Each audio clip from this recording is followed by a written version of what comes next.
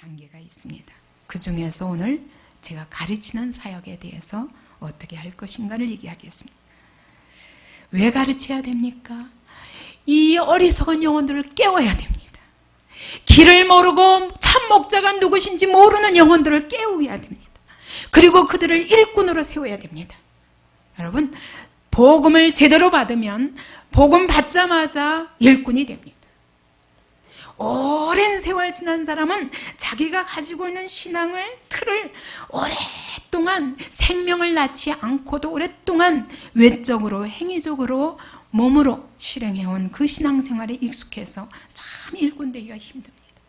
근데 오히려 복음 전에서 막 데려온 사람들이 진짜 일꾼이 될 수 있습니다.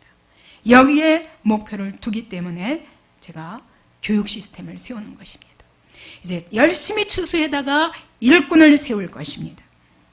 영의 눈을 뜨고 진짜 목자가 누구신지 알고 이 목자의 음정에 순종할 사람들을 키우는 것입니다. 그리고 그들에게 목자의 심장을 주는 것입니다. 이것이 가르치는 일의 목표입니다. 그럼 무엇을 가르치느냐? 저의 목표는 그것입니다. 여러분, 한 영혼이 구원받아서 주님의 피를 뿌림받아가지고 구원은 받았지만 이 안에 애국적인 요소, 세상적인 가치관들을 이걸 고치기 전에는 일꾼이 안 됩니다. 그래서 모든 교육 목표가 성경적 세계관을 갖는 것입니다. 이것이 목표입니다.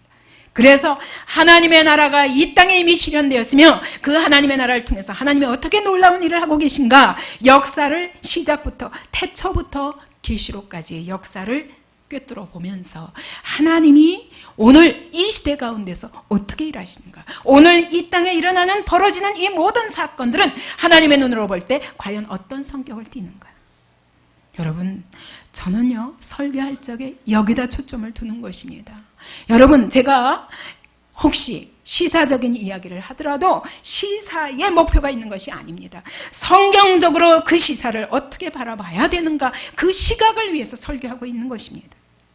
그렇기 때문에 여러분이 가지고 있는 편견을 붙잡고 목사님이 저 우파 아닌가 좌파 아닌가 이렇게 생각하시면 여러분 오류입니다. 저는 이 자리에서 절대로 하나님이 주시는 시각 외에는 말하지 않습니다. 여러분, 시대가 지나가면 좌도 우도 없습니다. 역사의 주인은 하나님이십니다. 그분의 뜻 안에서 여러분들이 시각을 바꿔야 되는 것입니다. 세상에서 형성된 시각을 바꿔야 되는 것입니다. 그것을 위해서 설교하는 것입니다. 그것을 위해서 가르쳐야 되는 거예요. 이게 설교만 가지고 안 되더라고요. 제가 사랑방 안에서 여러분의 설교 듣는 자세들을 이렇게 보니까 아주 부분적인 것만 붙잡으시는 것이 너무 안타까워서 제가 새해부터는 조금 다른 방법으로 설교에 대해서 큐티를 나눌 적에도 제가 맥을 주지 않으면 도저히 안 되겠구나라는 생각을 했습니다. 여러분, 이것이요 잠깐 듣고 거기서 내 느낌 한 가지 붙잡는 거 그게 문제가 아니에요. 여러분, 이 설교를 통해서 하나님의 시각을 어떻게 바꿔가냐가 중요한 것입니다. 그러면 어떻게 구체적으로 사역할 것인가, 방법론의 문제입니다. 그 부분에 대해서 제가 교육사역에 대해서 4가지로 잡았습니다. 첫 번째는 2년 과정의 교육 시스템을 지금 준비하고 있는 것입니다. 그래서 어떤 영혼이든 데려다 놓으면 2년 안에 일꾼이 되는 것입니다. 저는 확신합니다. 왜냐하면 지금까지 제가 개인적으로 이렇게 숫자가 많지 않았을 때 1대1로 가르쳤을 적엔요, 이건 넉넉히 가능합니다. 2년 안에 그렇게 일꾼으로 세우고 영혼을 살리는 일꾼을 세우는 것이 목표입니다. 두 번째는 뭐냐면 이 해외 일꾼들을 양육하기 위해서 기숙사가 필요하고, 왜냐하면 홍콩에서도 일본에서도 오면 여기서 먹고 자고, 중국에서도 미국에서도 오면 여기서 먹고 자면서 그러면서 이렇게 이 훈련을 받을 수 있도록 해야 되기 때문에 기숙사가 필요하고 해외 선교훈련센터를 만들고자 합니다. 그 다음에 또 생각하는 거는 제가 바이블 컬리지를 생각합니다. 여러분, 굉장히 어렵게 느껴질 것입니다.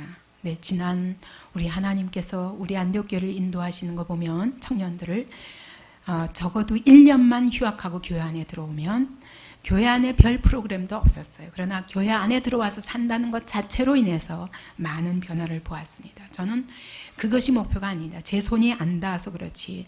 제 목표는 3년이면 좋겠지만 그러나 그렇게 못하더라도 2년이라는 코스를 1년 따로 1년 따로, 그래서 중고등학교 이상, 예를 들면 학교 다니다가도 문제가 생겼다, 막 자기 정체성의 혼란과 그 다음에 공부의 목표에 대한 혼란들을 느낀 사람은 누구든지 중고등부 이상이면, 고등부 이상이면 좋겠을 것 같아요.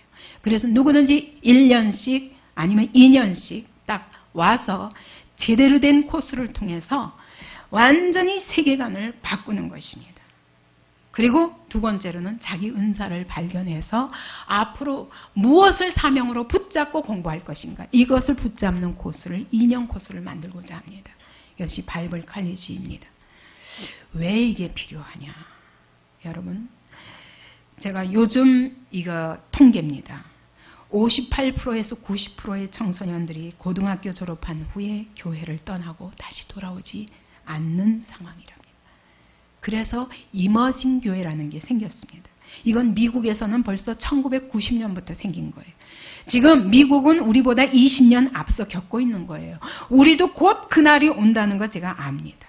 이게 이머징이라는 게 무슨 뜻이냐면 하나님의 교회가 위기에 처한 것입니다. 여러분, 청소년들이 안 돌아오면요, 미래가 없는 거예요. 이제는 하나님의 교회가 무너지느냐 하는 위기를 맞았다는 것입니다. 여기서 빠져나오는 방법이 뭐냐, 그것을 연구하기 위해서 이 포스트 모더니즘에 빠져있는 이 청소년들에게 감각적으로 복음을 전하는 것입니다. 그래서 연극이든 뭐 영화든 여러 가지, 오늘 청소년들이 좋아하는 음악이나 여러 가지 방법으로 도전해서 교회 안에 모이게 하는 것입니다.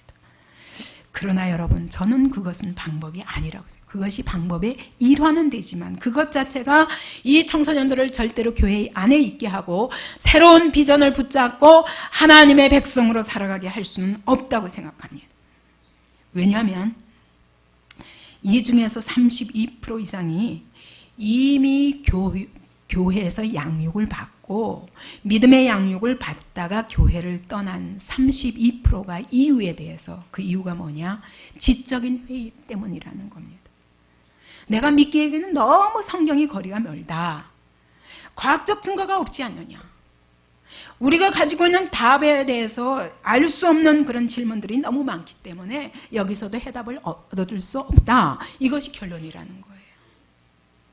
여러분, 오늘 포스트 모더니즘은 뭐냐면 예전에는 여러분 원래 하나님의 계시가 모든 우리의 사고의 출발이었습니다. 그죠? 18세기 이전에는 그랬어요. 하나님의 말씀이 모든 사상의 근거였습니다. 근데 그걸 어떻게 해석하느냐가 문제였지. 그러다가 18세기 이후로는 합리주의, 계몽주의가 등장하면서 우리가 이성으로 납득이 가야만 되는 거예요. 그게 모더니즘입니다. 근데 지금은 그 모더니즘도 지나서 포스트 모더니즘. 그러니까 모더니즘 사회 때의 교회는 뭐냐면 지적인 추구가 강했던 겁니다. 그러니까 성경 공부를 막 머리로 열심히 하면 됐어요. 근데 그래도 안 된다는 걸 이제 발견한 것입니다. 포스트 모더니즘입니다. 이건 뭐냐면 아무리 지적인 그것을 추구한다는, 이성적인 것을, 진리를 추구한다는 것은 그래도 객관적인 진리, 절대적인 진리를 인정하는 거예요. 근데 그게 아니라 지금은 뭐예요? 모든 것이 상대화된 것입니다. 그래서 중요한 것은 그것이 진리냐 아니냐보다 객관적인 진리라는 건 없다는 거예요. 내가 그것을 느낄 수 있어야만 된다는 거예요. 전에는 이성으로 받았다면 지금은 감정으로 받는 거예요. 느낌이 중요한 거예요. 내가 안 느껴지는데 어떡하란 말이냐. 그런 진리는 없다. 이게 포스트 모더니즘. 굉장히 위험한 시기인 것입니다. 여러분, 시대를 사상적으로, 사상의 흐름이 있습니다. 이 흐름이 얼마나 지금 하나님을 멀리 떠나가고 있는가를 봐야 됩니다. 지금 당장 눈앞에 있는 것만 보면 여러분, 아직은 하나님의 교회가 안전한 것 같지만 저는 다음 세대를 보고 있는 것입니다.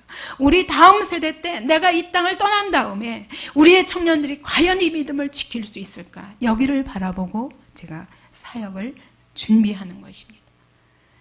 여기서 지금 중요한 것이 뭐냐? 이 정도로 자기 중심이에요. 내 느낌이 없으면 다 필요 없어요. 그것이 진리라도 소용없는 것입니다. 근데 여러분, 성경은요, 모든 것의 해답입니다. 태초부터 시작해서 여러분, 가정이란 무엇이냐? 이번에 우리가 가정 세미나 했지만 가정이란 무엇이냐? 여러분, 이 땅에 많은 것들이 있지만 성경 외에는 가정에 대한 해답을 찾을 길이 없어요. 부부관계를 어떻게 해야 되나? 여러분, 성경 외에는 해답을 찾을 수 없습니다. 부모와 자녀 관계는 어떻게 해야 되는가? 이혼은 어떻게 생각해야 되는가? 이 땅의 모든 문제에 대해서 성경밖에는 없습니다. 사람과 사람 간의 문제는 어떻게 생각해야 되나? 화목하려면 어떻게 해야 되나? 이웃에 대하여 어떻게 해야 되나? 재물은 어떻게 사용해야 되나? 어떻게 다른 사람을 용서할 수 있는가? 원수에 대해서는 어떻게 생각해야 되는가? 가난한 과부와 고아들에 대해서는 어떻게 해야 되는가? 이 모든 것이 성경 외에는 해답이 없습니다. 이 성경을 통해서 바로 이 시대를 어떻게 보고 모든 문제를 어떻게 보고 어떻게 살아가야 되는가, 이것이 결정이 되어야 순종의 사람들이 나오는 거예요. 그렇기 때문에 여러분, 오늘날 교회가 주일에 한 번 와가지고 지나가면서 내 귀에 꽂히는 거, 내 마음에 꽂히는 거, 저 곁다리 하나 딱 붙잡고 나 은혜 받았다, 별거 없네, 매우 위험한 것입니다. 다음 세대가 매우 걱정되는 현상입니다.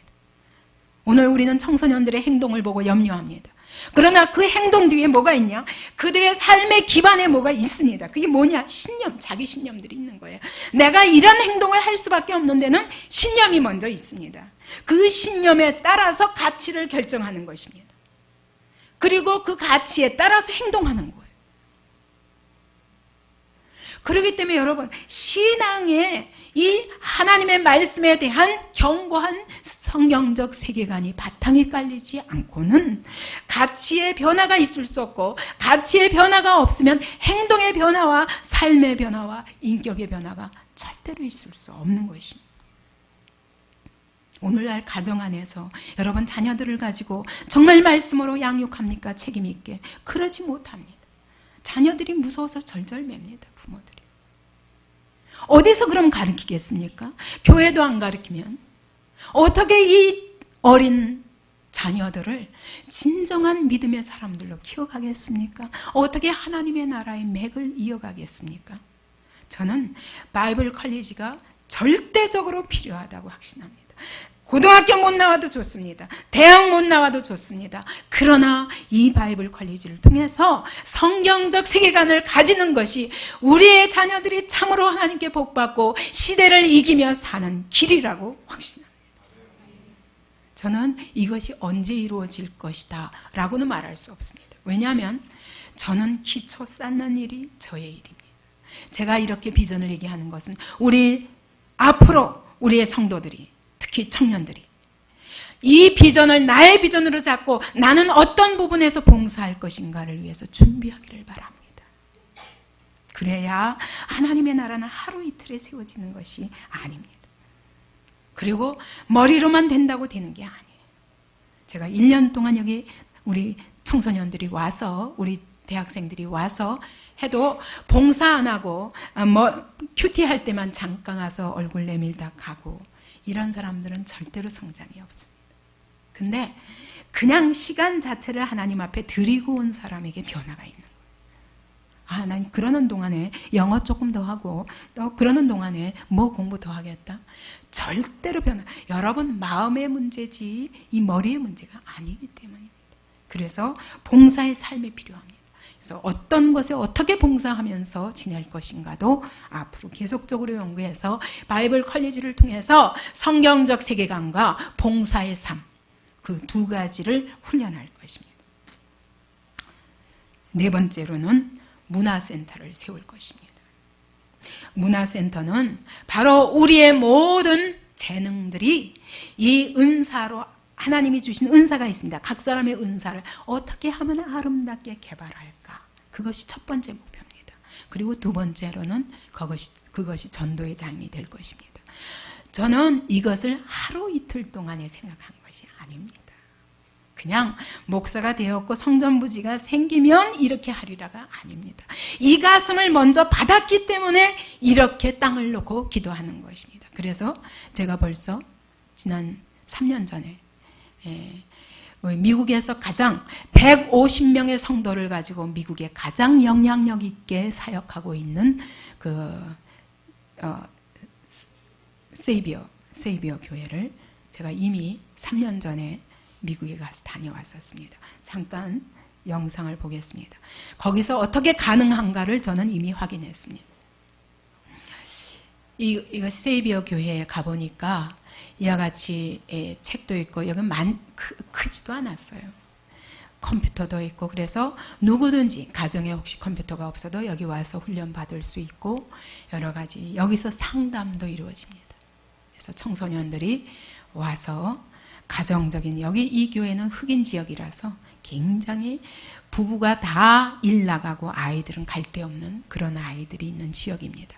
네, 이런 곳을 마련해 놓고 자 책과 컴퓨터가 있는 그런 방입니다. 저는 앞으로 도서실도 만들어서 학생들이 교회 와서 공부할 수 있도록 불신자라도 여기만 오면 공부할 수밖에 없는 그런 분위기의 도서실도 독서실도 생각합니다. 그 다음에 두 번째로 이거는 악기 보관실입니다. 전부 자기가 가정에 갖고 있는 악기들을 교회에다가 기증한 거예요. 그래서 기증한 그걸 가지고 우리 청소년들이 다 악기를 사용해서 바이올린부터 기타부터 온갖 악기들이 다 있습니다. 색소폰. 그러면 다 가난한 집 아이들이라도 이 악기들을 가지고 배울 수 있도록 싼 값에. 그 다음에 이건 연주 연습실입니다. 여기 흑인 청소년들이 와서 연습하고 있습니다. 키보드부터 어떤 곳은 방 하나만 돼 있어서 거기서 연습할 수 있게도 돼 있습니다. 그 다음 미술 전시입니다. 그림도 우리가 이젠 디자인 시대이기 때문에 정말 이 하나님의 교회의 모든 일도 디자인 없이 안 됩니다. 그래서 미술을 또 통해서 자기 은사를 개발해가는 그래놓고 그 벽마다 다 그 문화센터의 벽마다 다 붙였습니다. 또 이게 미술방입니다. 저 앞에 있는 것이 우산입니다. 양산입니다. 아무튼 그 양산을 저렇게 아름다운 그림을 해가지고 만드는 그런 작업도 하고 그래서 이런 미술방이 있습니다. 예. 또 이것은 무용실입니다. 여기 가보면 카페트도 깔려있고 자기가 몸짓하는 것을 다 볼 수 있도록 그래서 마음껏 그러니까 이게 청소년들이 나쁜 데 가서 나쁜 걸 배우면 예를 들면 디스코 클럽 가느니 이런 데서 긍정적이고 아름답게 그 예술을 승화시키는 그런 운동실도 필요하다고 생각합니다. 그 다음 극장입니다. 제가 왜 극장이 필요하냐? 저는 정말 오늘날 영화를 보고 영화나 비디오를 보고 매우 걱정합니다. 그렇기 때문에 제가 지금 계속 성경적인 관점에서 그것이 바람직하게 해석이 되고 그렇게 할 수 있는 우리 청소년들이 딴 영화 보지 말고 교회에서 영화 봤으면 좋겠어요. 왜냐하면 이 비디오와 영상을 통해서 너무 악의 세력이 판을 치기 때문에 우리 청소년들이 구별할 수가 없어요. 그래서 저는 계속 비디오를 모으고 있었습니다. 그동안에도. 그래서 성경적인 가치관으로 모든 것을 해석할 수 있도록. 예를 들면 지난번에 미랄 같은 것도요. 그걸 보고서는 혼돈을 느끼는 사람들이 많았어요. 그래서 제가 미랄을 봤습니다. 보고 내가 가슴을 치면서 이거 청소년들이 같이 보고 이것을 어떻게 해석해야 되는가를 같이 나누지 않고는 이게 엄청난 파장을 일으키겠구나 라는 생각을 하게 되는 거예요. 그래서 여기에 세상에 나온 부정적인 영화라 할지라도 보고 그 자리에서 같이 토론을 통해서 성경적으로 해석하는 일이 필요하다. 그래서 저는 극장이 필요하다고 생각하고 우리 청소년들이 또 갖가지 무언극과 연극을 통해서도 복음을 전하는 일이 필요하기 때문에 이런 극장도 필요하다고 생각합니다. 지금 이것은 문화센터의 한 부분입니다. 그래서 오늘 제가 4가지 가르치는 일에 4가지 사역을 소개했습니다. 2년 과정의 그런 교육 시스템. 그래서 그 교육 시스템을 해외에 있는 사람들도 데려다가 훈련시킬 수 있는 선교훈련센터. 그 다음에 기숙사, 그 다음에 또 바이블 칼리지, 이걸 통해서 저는 이것만 아니라 실제로 홈스쿨링도 생각하고 있습니다. 그러나 그런 부분은 앞으로 많이 연구해 가야 되기 때문에 차츰차츰 이뤄갈 것입니다. 그리고 마지막으로 이 문화센터인 것입니다. 이걸 문화센터를 통해서 글 짓는 연습도 시키고 말하는 연습도 시키고 영어, 중국어, 일본어 기본적으로 이런 것들을 해야 됩니다. 이게 복음을 전하는 일도 말의 훈련과 글의 훈련 없이 안 됩니다. 우리 청소년들 이렇게 글 써놓은 거 보면은 어떡하나 초점도 없고 말하는 거 봐도 말의 조리가 없고 이래가지고 어떻게 세상을 이기겠나 그런 안타까움이 있습니다. 제가 다음 시간에는 전도 사역에 대해서 얘기할 텐데 구체적으로 그것을 위해서 어떻게 우리 청소년들을 키워가는가 그런 부분도 제가 생각해 봤습니다. 지금 오늘 우리가 같이 가르치는 사역을 통해서 여러분에게 이야기했습니다. 이것이 주님이 이 사역 자체는 얼마나 시간이 걸릴지 잘 모르지만 주님이 우리에게 이 심장을 주셨습니다. 주님의 심장을 주셨습니다. 이 시대를 바라보는 눈을 주셨습니다. 그 영혼들에 대한 안타까운 주님의 그 아픔을 주셨습니다. 이것을 받았기 때문에 우리는 이거를 어떻게 실천해 가는가? 이거는 시간 문제입니다. 그러나 하나님이 안디옥 교회에 이거를 부탁하셨고 우리 다음 세대를 통해서 이 놀라운 일을 이뤄가면서 시대와 싸우되 말로 싸우는 것이 아닙니다. 촛불 집회로 싸우는 것이 아닙니다. 여러분 시대와 싸우되 우리는 복음으로 싸워야 됩니다. 먼저 우리 안에 하나님의 세계관이 확립돼야 되고 이 하나님의 나라의 가치관이 확립돼야 됩니다. 이것을 가지고 어떻게 세상을 또 설득해 가는가라는 문제에 또 그 다음 훈련들이 있는 것입니다. 이것들을